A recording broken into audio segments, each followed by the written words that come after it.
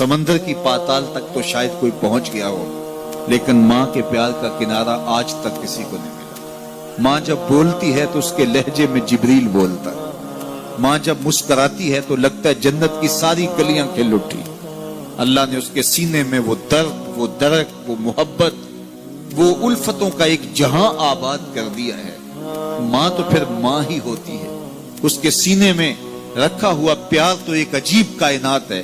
तड़पती हुई ममता एक अलग ही जहान है। कभी आपने देखा हो कि बच्चा घर से निकलता है, दुनिया की बड़ी बड़ी दानिशगाहों में उसका इंतजार हो रहा होता है, लोगों को अक्लो बीनश सिखाने जा रहा होता है, उसकी एक एक बात को लोग मोतियों की तरह झोलियों में डालते हैं।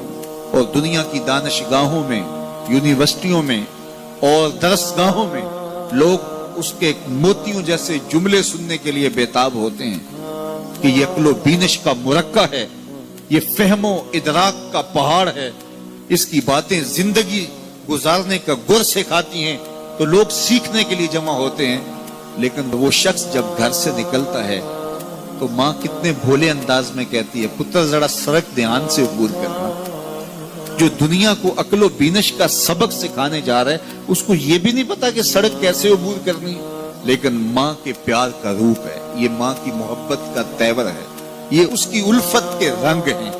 और जब तक बच्चा घर पलट नहीं आता, बेटा वापस नहीं पहुंच जाता, माँ के दिल में खटका रहता है और वसवास में रहती है और बेटे के लिए दुआएं मांगती रहती है कि मेरा बेटा खैर से घर पलट आए। माँ के सीने में इतना प्यार क्यों है? दुख झेल लेती है, तकलीफें गवारा कर लेती है। गरीब माएं तो बेटों और बेटियों का पेट पालने के लिए किसी के घर के बर्तन भी मांजने पड़े तो इससे भी गुरेज नहीं करती। तकलीफें सह लेती हैं, अजियतें गवारा कर लेती हैं, लोगों की गुलामियां कबूल कर लेती हैं। माएं अपनी औलाद के लिए क्या कुछ नहीं करती। माँ को अपनी औलाद से इतना प्यार क्यों है? एक ही जवाब है, इसलिए कि माँ ने औलाद को जन्म दिया है। मेरे जुमले को दिल के कानों से सुनना। जिस माँ ने जन्म दिया है वो इतना प्यार करती है, तो जिस रब ने खलक दिया है वो कितना प्यार करता है। जन्म देने वाली के प्यार का ठिकाना कोई नहीं, तो जो खलक करने वाला है उसके प्यार का अंदाजा कौन कर सकता? तो माँ गवारा नहीं करती कि मेरा बेटा भूखा रहे, तकलीफ में रहे, बेटा भूख में तड़पे, तो माँ बेचैन हो जाती है। तो जो 70 माओं से ज्यादा प्यार करता है, उसने कैसे गवारा कर लिया कि मेरा बंदा भूखा रहे? सहरी का खाना खाया है, कड़कती दोपहर है, बरसती गर्मी है, जुबान पे पिपड़ी जम गई, हलक खुश्क हो गया, खाने के लिए पीने के लिए सब कुछ मुयस्सर है, लेकिन कहा नहीं एक घूंट भी नहीं लेना।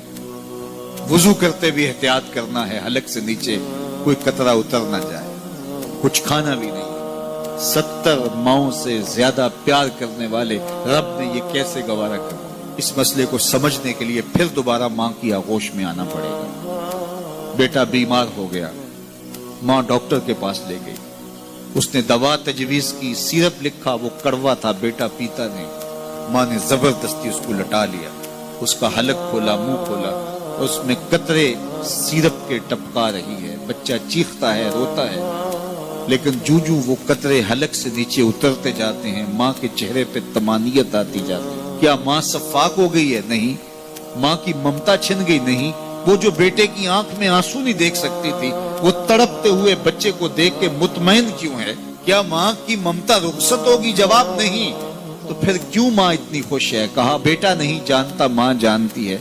चंद लम्हों की तकलीफ है, कुछ लहजों की कड़वाहट और तलखी है, लेकिन ये सिरप जब मैदे में उतरेगा तो नतीजा शफा की सूरत में बरामद होगा। माँ की निगाह इस कड़वे सिरप पे नहीं, माँ की निगाह नतीजे पे है। कहा 70 माओं से ज्यादा प्यार करने वाला रब तुम्हें बहुत प्यार करता है, लेकिन भूख और प्यास इसलिए गवारा करवाई जा रही है, लअल्लकुम तत्तकून। इसका नतीजा तकवे की सूरत में बरामद। तुम्हें इत्तिका की दौलत मिलेगी, तुम तकवे का नूर पालोगे। इसलिए महीना एक मौका है, एक फुर्सत है। हम इस फुर्सत को गनीमत जाने और अपने नफ्स को काबू में करें। रोजा हमें बहुत कुछ सिखाता है, इससे वो सब कुछ सीखें और अपने मन को संवारने की कोशिश करें। तो जब हम तकवे की दौलत पालेंगे तो रोजे का मकसूद हासिल हो जाएगा।